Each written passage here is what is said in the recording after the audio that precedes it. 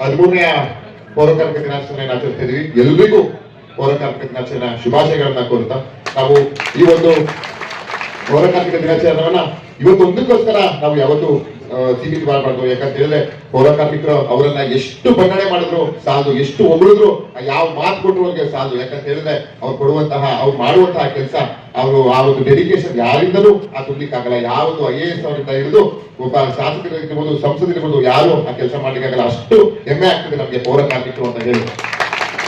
ಗಾಳಿ ಚಳಿ ಮಳೆ ಇಲ್ಲದೆ ನಮ್ಮ ಬೆಳಗ್ಗೆ ನಾವು ಇನ್ನೂ ಎದ್ದೇ ಇಲ್ಲ ಅಷ್ಟೊತ್ತಿಗಾಗ್ಲೇ ನಮ್ ಕೆಲಸ ಶುರು ಮಾಡ್ತಾರೆ. ಕೋವಿಡ್ ಟೈಮಲ್ಲಂತೂ ನಾವು ಅವ್ರನ್ನ ದೇವರಂತಾನೆ ನಾವು ನೆನೆಸ್ಬೇಕು. ಯಾಕಂತ ಹೇಳಿದ್ರೆ ನಾವೆಲ್ಲ ಮನೆ ಬಿಟ್ಟೆ ಬರ್ತಿಲ್ಲ, ಆದ್ರೂ ಸಹ ಬೀದಿಗಿಳಿದು ಅವರು ಕೆಲಸವನ್ನ ಮಾಡಿದ್ರು. ಸರ್ಕಾರ ಇನ್ನೂ ಹೆಚ್ಚು ಮಟ್ಟಿಗೆ ಅವ್ರನ್ನ ಗುರುತಿಸಬೇಕು ಅಂತ ಆಗ್ರಹಿಸೋದ್ರಲ್ಲಿ ನಾನು ಒಬ್ಬ ಅಂತ ಹೇಳ್ತಾ, ಇವತ್ತು ಪೌರ ಕಾರ್ಮಿಕರಿಗೆ 10 ಅನ್ನೋ ನ್ಯೂನತೆ ಸಮಸ್ಯೆಗಳು ಖಂಡಿತವಾಗಿಯೂ ಇದ್ದೇ ಇರ್ತದೆ. ಅದು ಇಡೀ ನಮ್ಮ ಜಿಲ್ಲೆಯಲ್ಲ, ಎಲ್ಲ ಕಡೆ ಆ ಒಂದು ರಾಜ್ಯದಲ್ಲಿ ಆ ಸಮಸ್ಯೆ ಇದೆ. ಖಂಡಿತವಾಗಿಯೂ ಸರ್ಕಾರ